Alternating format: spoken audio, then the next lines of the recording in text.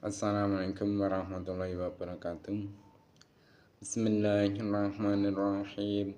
Nawaitu talabal ilmi izalata jalim an-namsi wan sairi juhali wa ihya'ad dini wa ibqa'al islami bil ilmi wa darul akhirati wa ridallahi ta'ala wa syukra ala nikmatil aqli wa nikmatil syahatil badani fadhalna ila hadratna bil mustafa sayyidina Muhammadin sallallahu alaihi wasallam wa ala alihi wa sahbihi wa azwajihi wa dzurriyyatihi wa ali bitika mana khususan khasatan ila muslim ada kitab Safinatun Najah Salim bin Ismail al-Hadrami wa jami'an amiti wa musyikhana wa mu'alif kitab allati ta'lamna wa lamna sanillahi ta'ala lahumul fatihah. A'udzu billahi minasy syaithanir rajim. Bismillahirrahmanirrahim. Alhamdulillahirabbil alamin. Arrahmanirrahim. Maliki yaumiddin. Iyyaka na'budu wa iyyaka nasta'in. Ihdinas siratal mustaqim. Shiratal ladzina an'amta 'alaihim ghairil maghdubi 'alaihim waladdallin. Rabbi firli wa liwalidayya mu'minina amin. Mari kita teruskan pengajian kita hari ini, yaitu kitab Safinatun Najah, yang mana insyaallah untuk hari ini akan menerangkan tentang benda-benda najis yang bisa suci ya. Mari kita mulai. Bismillahirrahmanirrahim. Qala al-musannifu rahimahumullah ta'ala wa nafa'ana biha bi'alami fitarani amin. Faslun utaikiku ana fasa swiji. Faslun utaikiku ana fasa swiji. Alladzi utai perkara yadhuru kang bisa dadi suci. Yadhuru kang bisa dadi suci minan najasati nyatane saking pira-pira najis. Minan najasati nyatane saking pira-pira najis iku salasun ana telu. Al-khamru siji iku arak. Siji iku arak. Idza takhallalat nalikane wis dadi cokak apa khamr. Idza takhallalat nalikane wis dadi cokak apa khamr, oleh dadi cokak mau binamsiha kelawan awak dhewe ne khamr. Wajiltul maitati lan lulangi bathang.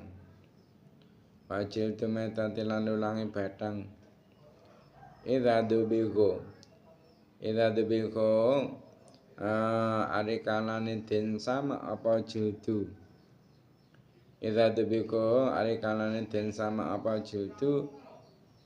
Wamalan bareng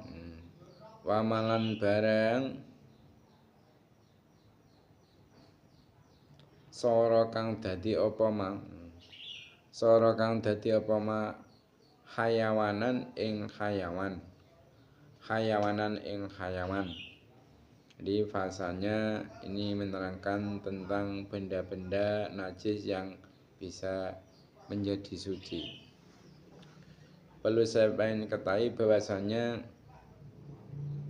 perkara-perkara atau benda-benda najis yang bisa menjadi suci ini maksudnya tidak disucikan oleh kita, tapi dia itu suci dengan sendirinya. Makanya kata-kata itu memakai yadhuru, tidak memakai yutahharu. Tidak memakai yutahharu tapi yadhuru. Kalau yutahharu itu disucikan oleh manusia. Tapi kalau yadhuru itu suci dengan sendirinya. Nah, intinya sampean perlu tahu bahwasanya benda-benda najis yang bisa menjadi suci itu ada 3. Satu yaitu arak. Arak itu ketika sudah berubah menjadi cokak, dengan sendirinya itu hukumnya menjadi suci. Kita tahu bahwasanya di antara perkara-perkara najis, barang-barang najis itu kan ada 7 toh. Nah, di antara yaitu arak atau cairan yang memabukkan, yaitu kategori arak juga masuk di dalam cairan yang memabukkan. Itu kan hukumnya najis, haram untuk dikonsumsi. Nah, arak ini ketika sudah menjadi coka dengan sendirinya hukumnya menjadi suci dan halal untuk dikonsumsi, halal untuk dimakan. Nah, sebetulnya araknya orang Arab ini kan zaman dulu itu araknya orang Arab terbuat dari apa? Perasan anggur ataupun perasan kurma yang disimpan di bawah tanah dan terkena panasnya matahari, akhirnya tanahnya ini menjadi panas. Nah, akhirnya setelah beberapa hari perasan anggur ini atau jusnya anggur atau kurma ini akan menjadi arak, akan menjadi khomer. Nah, ketika menjadi khomer, dia itu andaikan diminum memabukkan. Nah, berhubung kalau diminum itu memabukkan, berarti kan cair toh, cair. Nah, padahal tadi najis itu diantara adalah sesuatu cair, sesuatu yang cair dan memabukkan. Makanya ketika perasan anggur atau kurma ini sudah menjadi khomer, dia hukumnya najis dan haram untuk dikonsumsi. Namun ketika dia itu didiamkan terus di bawah tanah sampai beberapa hari, mungkin ketika prosesnya dari anggur menjadi arak membutuhkan 3 hari semisal. Ini yang lebih tahu ya yang ahlinya ya, ini cuma perkiraan. Mungkin setelah diperas anggur atau kurma tadi dipendam di bawah tanah selang 3 hari, dia berubah menjadi khomer, maka hukumnya menjadi najis dan haram untuk dikonsumsi. Nah, setelah dibiarkan terus mungkin sampai mencapai 7 hari, dia berubah menjadi coka. Nah, setelah menjadi coka ini nanti hukumnya berubah.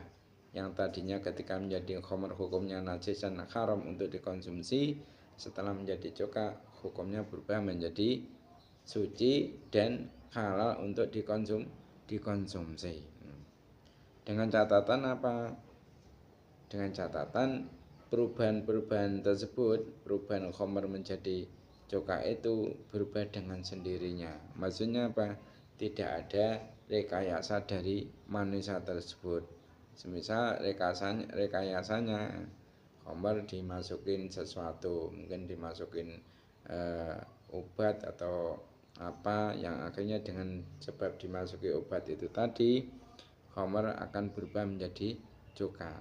Maka kalau berubahnya itu ada unsur rekayasa manusia tadi, walaupun sudah berubah menjadi coka, hukumnya tetap najis dan haram untuk dikonsumsi. Catatan kedua, khomer tersebut tidak bercampur dengan sesuatu yang lain. Semisal ada khomer dimasukin batu. Jadi khomer yang ada di wadahnya dimasuki batu. Maka ketika khomer ini nanti kok berubah menjadi coka, dia tetap najis dan haram untuk dikonsumsi. Kenapa? Karena bercampur dengan sesuatu yang najis. Kita tahu bahwasanya batu itu kan hukumnya suci. Namun ketika kita masukkan ke dalam khomer kan berarti terkena najis toh. Nah, makanya ketika khomer ini nanti kok sudah berubah menjadi coka, dia tetap najis. Kenapa? Karena terkena najis yang ada pada batu tadi. Nah, makanya walaupun sudah berubah menjadi cokak khamar tadi, itu hukumnya tetap haram dikonsumsi dan najis. Nah, yang nomor 2, benda-benda najis yang bisa menjadi suci yaitu kulitnya bangkai. Kita tahu bahwasanya bangkai ini termasuk perkara yang najis ya. Perkara yang najis termasuk kulitnya. Nah, semua bangkai yang mempunyai kulit itu bisa suci dengan cara disama, kecuali apa? 3 bangkai. Pertama apa? Yaitu bangkainya belalang. Bangkainya belalang ini walaupun tidak disama, dia itu suci dan halal dikonsumsi.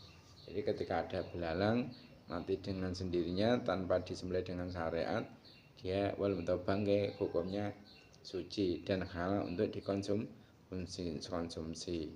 Nomor 2 apa? Yaitu bangkai ikan. Misal ada ikan nila, mati dengan sendirinya. Ini hukumnya apa? Bangkai tapi tidak najis dan tetap halal untuk dikonsumsi. Atau ada ikan hiu, meninggal, ini hukumnya bangkai, namun hukumnya suci dan halal untuk dikonsumsi walaupun mati dengan sendirinya. Nah, yang ketiga, bangkai yang hukumnya tetap suci yaitu bangkainya manusia. Ada orang meninggal kan berarti bangkai. Walaupun bangkai ini hukumnya suci, namun tidak boleh untuk dikonsumsi. Nah, yang nomor 3, benda-benda najis yang bisa suci ini tidak asli. Sebenarnya yang nomor 3 ini tidak asli. Kalau yang nomor 1 tadi khamar yang berubah menjadi cokak itu asli ya. Terus yang kedua apa tadi? Kulitnya bangkai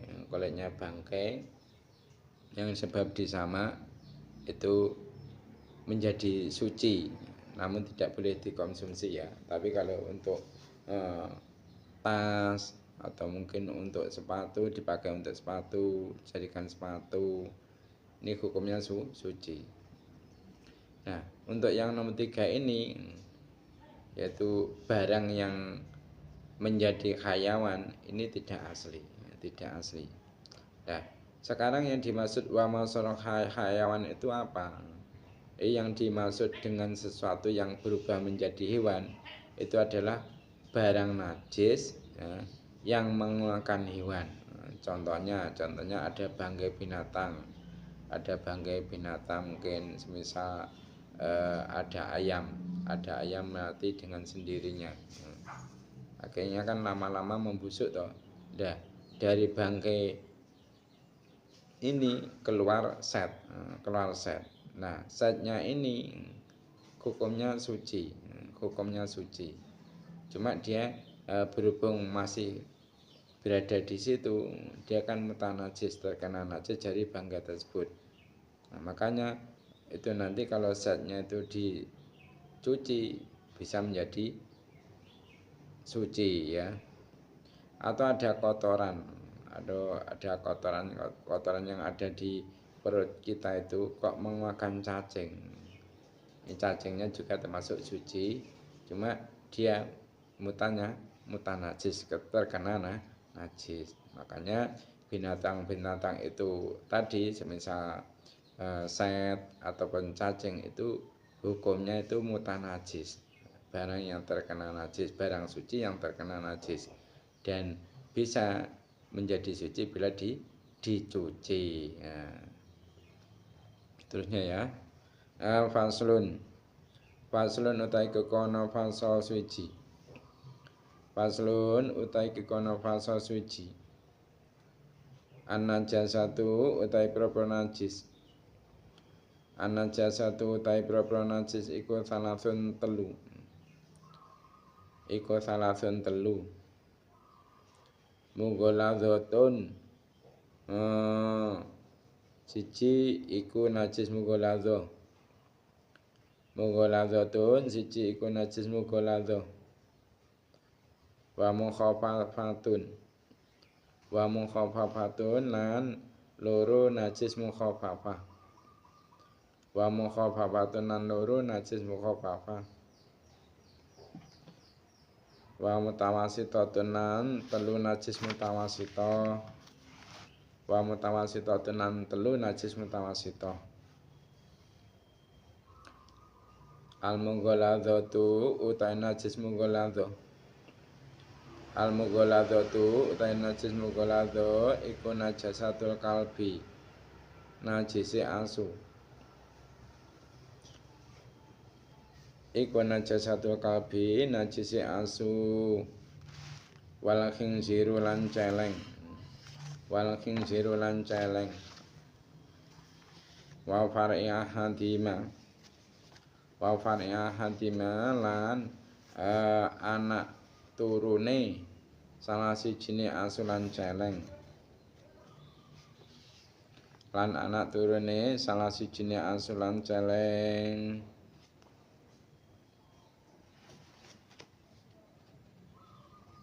Wal mukhaffafatu utai najis mukhaffafah. Wal mukhaffafatu utai najis mukhaffafah iku bolu syabi. Iku bolu syabi uyuhe bocah lanang cilik.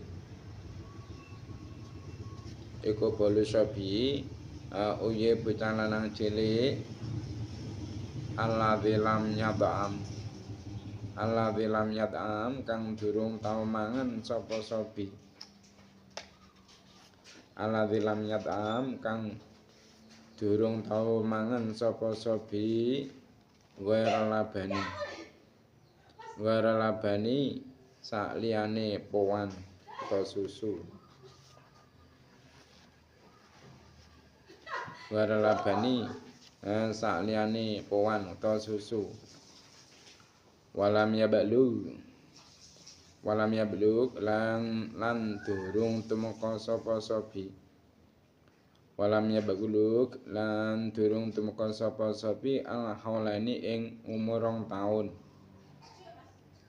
Al haulaini ing umur 2 taun.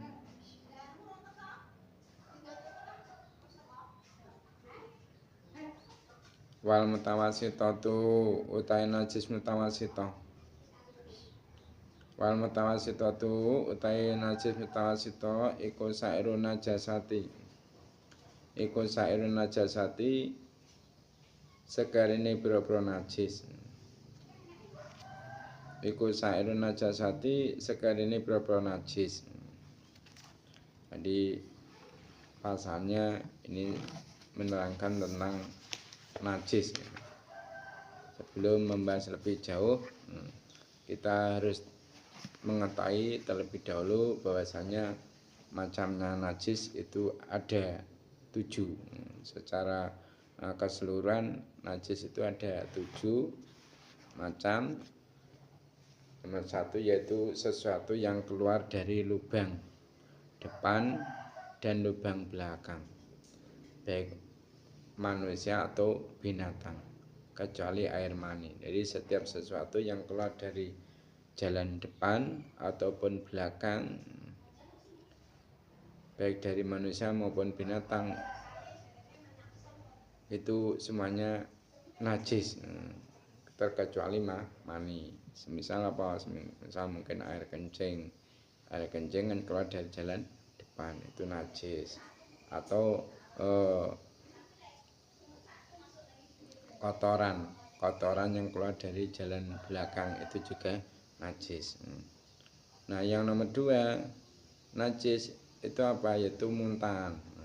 Muntahan baik dari manusia maupun binatang, ini hukumnya najis. Karena apa? Muntahan itu asalnya dari perut, dan perut ini ada tempat najis. Makanya muntahan ini juga termasuk najis. Yang nomor 2, baik muntahan dari manusia ataupun binatang. Semisal ada kucing sehabis makan tikus atau sesuatu yang lain, dia kekenyangan akhirnya muntah. Muntah ini muntahnya najis. Atau ada anak kecil muntah, maka muntahnya ini juga najis. Atau orang dewasa muntahnya najis. Nah yang nomor 3 yaitu darah segar atau darah busuk. Maksudnya darah busuk itu apa? Nanah, baik dari manusia atau binatang, ini semuanya najis. Darah segar atau darah busuk baik dari manusia atau binatang ini najis. Nah kecuali itu hati kan ya termasuk darah toh. Tapi hati ini tidak najis. Dan dikecualikan lagi yaitu limpa. Limpa ini juga termasuk termasuk darah, tapi berbentuk dinamakan limpa, itu tidak najis.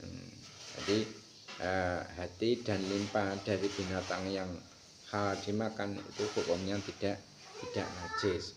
Tapi kalau hati dan limpanya binatang yang haram dimakan itu juga tetap najis. Nah yang nomor 4 yaitu bangkai. Jadi seluruh bangkai itu hukumnya najis kecuali 3 bangkai. Apa? 1 bangkai ikan, 2 yaitu bangkai belalang, 3 yaitu bangkai atau mayat manusia. Nah untuk bangkai binatang ini hukumnya tidak najis dan halal untuk dikonsumsi. Nah bangkai belalang juga seperti itu, hukumnya tidak najis, maksudnya hukumnya suci dan halal untuk dikonsumsi. Nah yang ketiga apa? Yaitu bangkai atau mayat manusia. Ini hukumnya suci namun tidak boleh untuk dikonsumsi. Nah membicarakan masalah bangkai. Bangkai itu apa? Kita harus tahu. Bangkai itu adalah binatang yang halal dimakan, akan tetapi mati tanpa disembelih.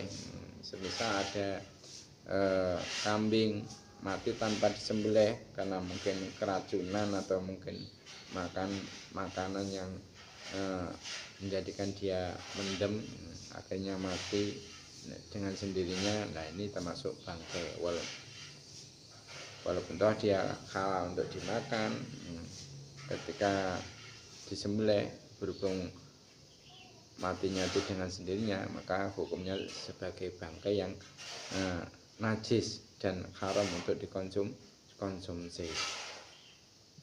Nah yang nomor 3, yang selanjutnya yang dimaksud bangkai yaitu binatang yang haram dimakan yang mati walaupun dengan disembelih. Jadi ada binatang yang haram dimakan, semisal mungkin ada harimau kan hukumnya haram untuk dimakan. Walaupun toh kamu sembelih dengan secara syariat tetap menjadi bangkai. Nah yang nomor 5, bangkai itu apa? Yaitu semua cairan yang memabukkan, termasuk minuman keras atau khamr. Jadi semua cairan yang memabukkan itu hukumnya najis, haram untuk dikonsumsi. Tapi kalau ganja kok masih berbentuk daun, itu kan juga memabukkan, tapi tidak najis. Karena apa? Bukan berbentuk cairan. Nah yang nomor 6 najis apa? Yaitu anjing dan keturunannya. Semisal ada anjing cocok dengan kambing, jantan, akhirnya kambing jantan ini menggauli anjing perempuan tadi. Nah dengan sebab itu si anjing itu mempunyai anak berupa kambing, maka anaknya anjing yang berupa kambing ini juga termasuk najis. Nah yang ke-7, apa? Yaitu babi. Babi dan keturunannya atau celeng. Kalau di hutan ya namanya celeng, kalau di rumah kan namanya babi. Jadi babi dan keturunannya ini termasuk najis. Maksudnya keturunannya ya seperti tadi, misal mungkin ada babi perempuan cocok dengan kuda jantan, makanya mereka berdua itu berhubungan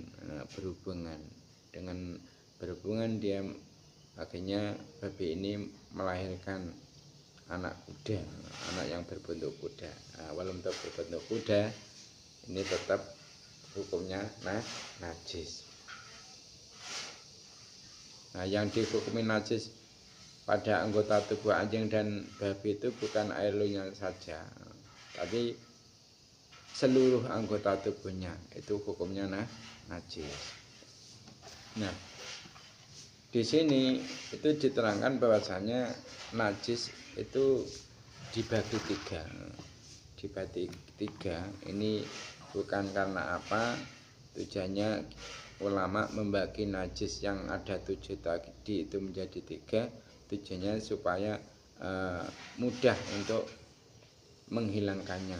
Cara menghilangkannya itu kan berbeda-beda. Ini supaya mudah untuk menghilangkannya, makanya dibagi menjadi 3. Bukan karena kalau najis ringan itu nanti mama dipakai sholat menjadikan sah sholatnya. Mama ada orang yang terkena najis ringan itu, kalau untuk sholat masih tetap sah sholatnya. Kalau najisnya mughaladhah, kalau untuk sholat tidak sah sholatnya, tidak seperti itu. Tapi tujuannya untuk mempermudah cara menghilangkannya. Makanya oleh ulama najis tadi itu dibagi menjadi 3 macam. Nah, 3 macam itu apa saja? Pertama yaitu najis mughaladhah,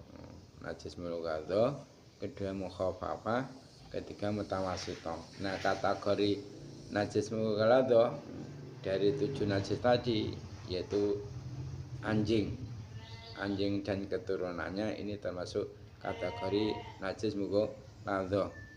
Dan juga babi atau celeng dan keturunannya, ini termasuk najis mughaladhah.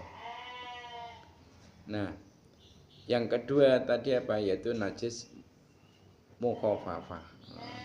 Najis mukhafafah itu apa? Yaitu air kencingnya anak laki-laki yang belum berusia 2 tahun.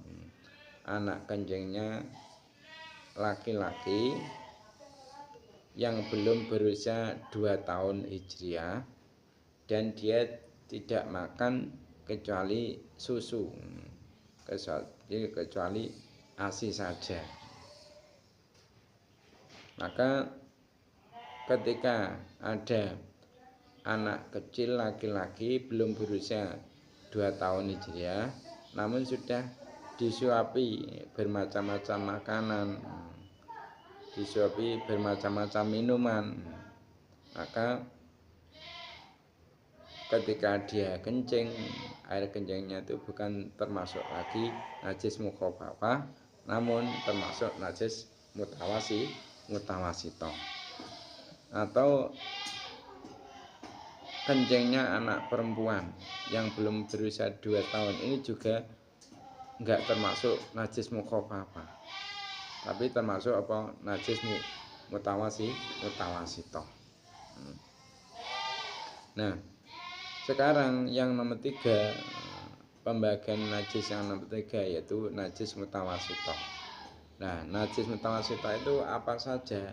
Yaitu selain najis mughaladhah tadi apa? Anjing dan keturunannya, babi dan keturunannya, dan juga selain najis mukhafafah. Najis mukhafafah tadi apa?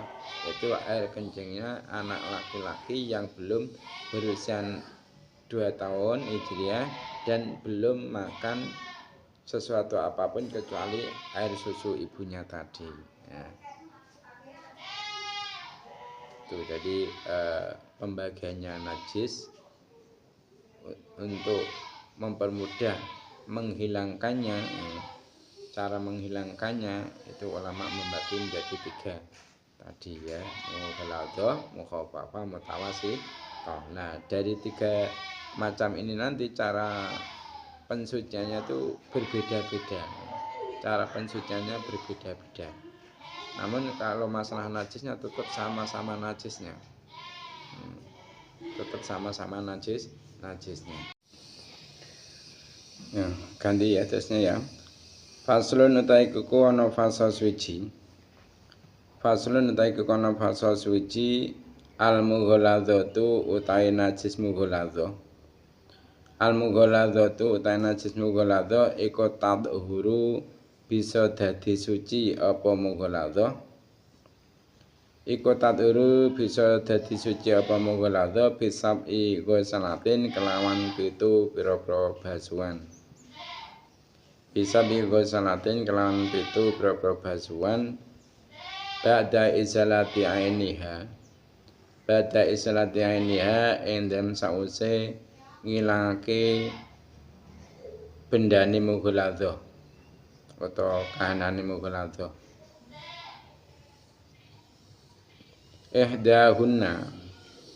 Ihdahunna utawi salah sijine 7. Ihdahunna utawi salah sijine 7 iku biturabin den campuri kelawan lebu. Iku biturabin den campuri kelawan lebu. Wal mukhafafatu utawi najis mukhafafah. Wal mukhafafatu utawi najis mukhafafah iku tadhuru bisa dadi suci. Iku tadhuru bisa dadi suci apa mukhafafah birasil mai kelawan sebab nyipratake banyu. Birasil mai kelawan sebab nyipratake banyu alaiha ing atase mukhafafah. Alaiha ing atase mukhafafah malaghalabati ing dalem satane nglindhihake banyu. Malaghalabati ing dalem satane nglindhihake banyu wa izalati ainiha. Wa izalati ainiha lan ngilangi kahanane mukhafafah atau bendane mukhafafah. Wal mutawassithatu utawi najis mutawassithah. Wal mutawassithatu utawi najis mutawassithah iku tangkosimu nrimo kabagi apa mutawassithah. Iku tangkosimu nrimo kabagi apa mutawassithah ala kismene ngatasi rong bagian. Ala kismene ing ngatasi rong bagian ainiyatun siji iku ainiyah. Ainiyatun siji iku ainiyah wa hukmiyatun lan hukmiyah. Wa hukmiyatun lan hukmiyah. Wal ainiyatu utawi najis ainiyah.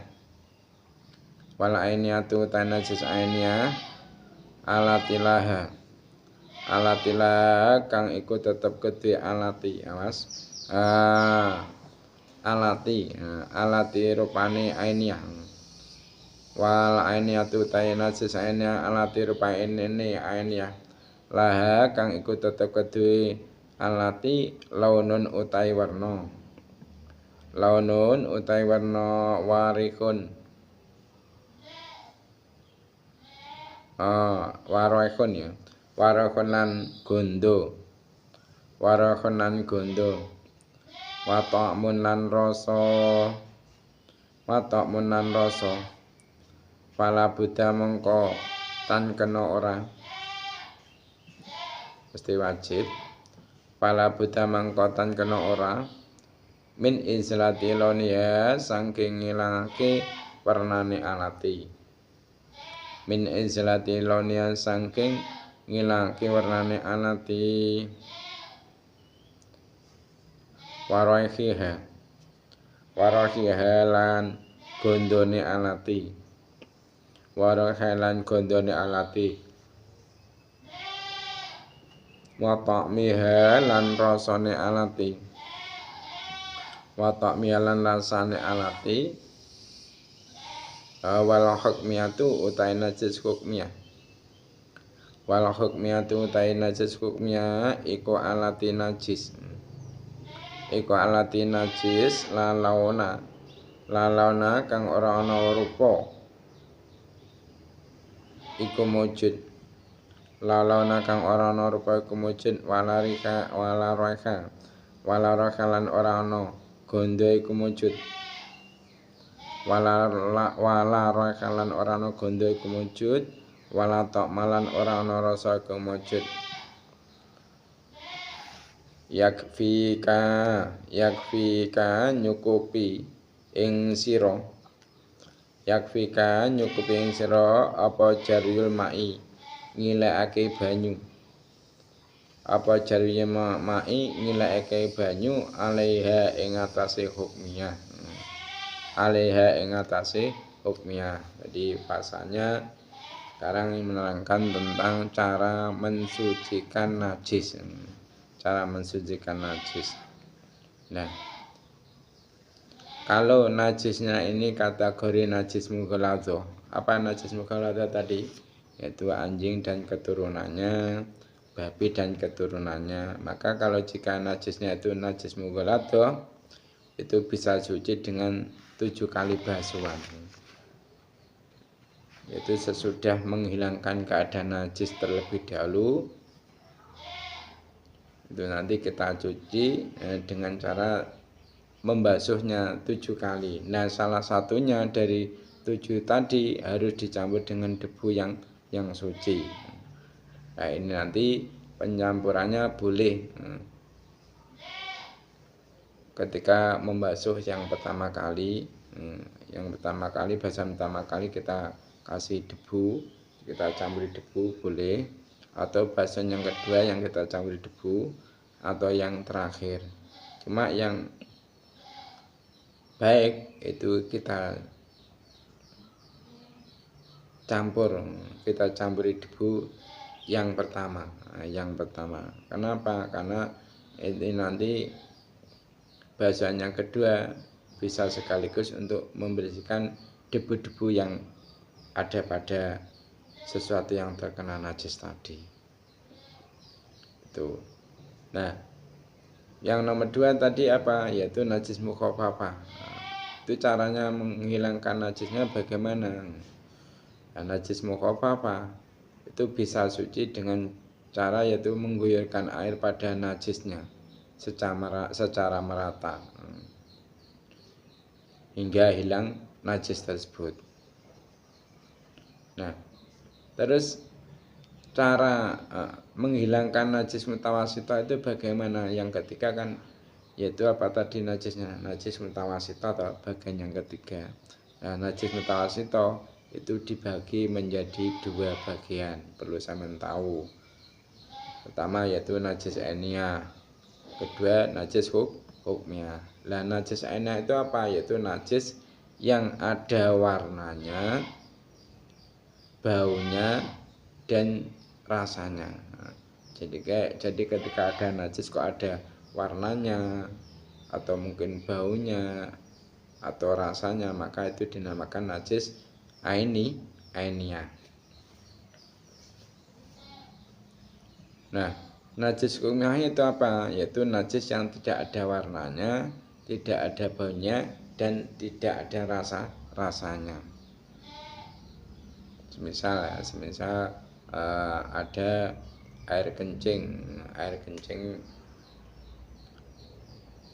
di lantai karena lama tidak dihilangkan, akhirnya lama kelamaan ini tidak ada rasanya, tidak ada baunya, tidak ada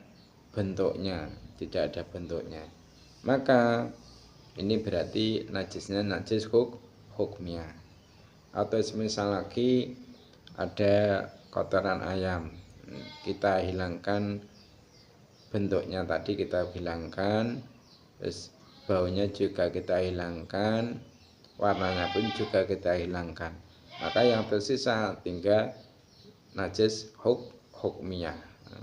Nah, maka cara menghilangkannya cukup mengalirkan air pada najis tersebut, pada najis hukmiyah tersebut. Jadi ketika ada najis ainiyah, cara menghilangkannya kita harus menjadikan najis ainiyah tadi sebagai najis hukmiyah. Nah, setelah menjadi najis hukmiyah, baru kita guyur dengan air yang suci dan mensucikan. Faslun utai kuko ana fasa suci. Faslun utai kuko ana fasa suci akal khadi utai luwih sithik-sithik akad. Akal khadi utai luwih sithik-sithik akad iku yamun sedina. Iku yamun sedina walalatun lan swengi. Walalatun lan swengi. Wa ghalibuhu utai kaprahe khat. Wa ghalibuhu utai kaprahe khat iku situn 6 dina. Aw saben utawa 7 dina. Wa aktsaruhu utai akeh khat iku khamsata asyara 15. Iku khamsata asyara 15 apane yaman dinane. Apane yaman dinane. Bilayaliha kelawan pira-pira wengine 15. Bilayaliha kelawan pira-pira wengine 15. Jadi pasalnya sekarang membahas masalah haid. Perlu zaman ketahui bahasanya paling sedikit masa haid itu adalah sehari semalam atau 24 jam. Jadi ketika ada seorang perempuan kok sudah usianya itu 9 tahun kurang sedikit, maksudnya kurang sedikit itu kurang 16 hari 16 malam kurang 1 menit, kok sudah umur segitu kok mengeluarkan darah tidak karena melahirkan, kok darahnya itu jika dijumlah ada 24 jam maka dia berarti haid. Perempuan ini mengalami haid. Jadi paling sedikit darah haid itu ada sehari semalam atau 24 jam. Nah, sedangkan kebiasaannya atau umumnya wanita itu mengeluarkan darah haid adalah 6 hari. 6 hari atau 7 hari ya. 6 hari atau 7 hari. 6 hari 6 malam, 7 hari 7 malam. Jadi paling banyak perempuan itu mengeluarkan darah haid adalah 15 hari 15 malam.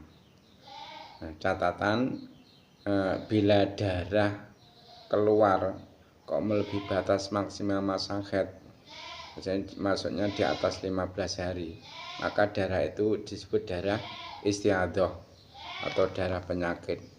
Dan bagi wanita yang mengalaminya itu wajib menjalankan sholat atau puasa dan boleh melakukan hubungan suami istri. Catatan yang kedua itu cara berwudu untuk sholat fardu bagi wanita yang musta'adah atau yang daimul hadas terus menerus melakukan hadas. Ada caranya sebagai berikut.